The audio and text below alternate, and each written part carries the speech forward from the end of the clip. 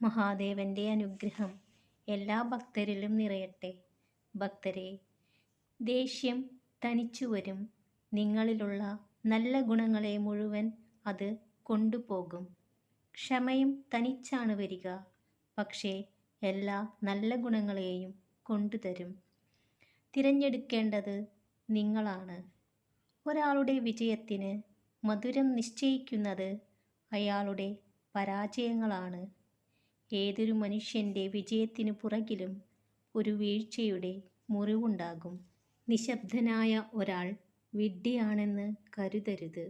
ശ്രദ്ധയോടെ കേൾക്കുന്നവൻ സംസാരിക്കുന്നവനേക്കാൾ ബുദ്ധിമാനാണ്.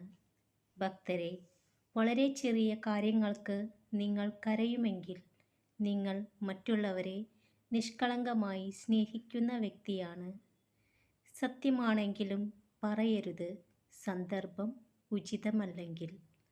അർഹതയുണ്ടെങ്കിൽ എത്ര കാലം കഴിഞ്ഞിട്ടാണെങ്കിലും അവകാശപ്പെട്ടത് നിങ്ങളെ തേടിയെത്തും. തെറ്റിദ്ധാരണകളെ ശരിയായ സമയത്ത് നീക്കിയില്ലെങ്കിൽ അവ എന്നേക്കുമായി അകലാനുള്ള കാരണമായി മാറിയേക്കാം. ഭക്തരെ, നിങ്ങളുടെ സന്തോഷം ഒരിക്കലും മറ്റുള്ളവരിൽ അന്വേഷിക്കരുത്. അത് നിങ്ങളെ ഏകാന്തമാക്കും. അത് നിങ്ങളിൽ തന്നെ അന്വേഷിക്കുക. നിങ്ങൾ തനിച്ചിരിക്കുമ്പോഴും നിങ്ങൾക്ക് സന്തോഷം ലഭിക്കും. കഷ്ടപ്പാടുകൾ ആവശ്യമാണ്, എങ്കിലേ നേട്ടങ്ങൾ ആസ്വദിക്കാനാവൂ. ചെയ്യുന്നതെല്ലാം നല്ല മനസ്സോടെ ചെയ്യുക. പകരം ഒന്നും ആഗ്രഹിക്കാതിരിക്കുക. ജീവിതത്തിൽ നിരാശരാകേണ്ടി വരില്ല. ഒരാൾക്ക് എന്തെല്ലാം കുറവുകളുണ്ടെങ്കിലും എളിമയുള്ള അയാളുടെ സ്വഭാവം പലപ്പോഴും കുറവുകൾ ഇല്ലാതാക്കുന്നു. ഇന്നലകളുടെ നഷ്ടങ്ങളിൽ പരിതപിച്ചും നാളെയുടെ പ്രതീക്ഷകളിൽ ഉത്കണ്ഠാകുലരായും ഇന്നിൻ്റെ മാധുര്യം നുകരുവാൻ കഴിയാതെ അർത്ഥശൂന്യമായ ജീവിതം നയിക്കരുത്.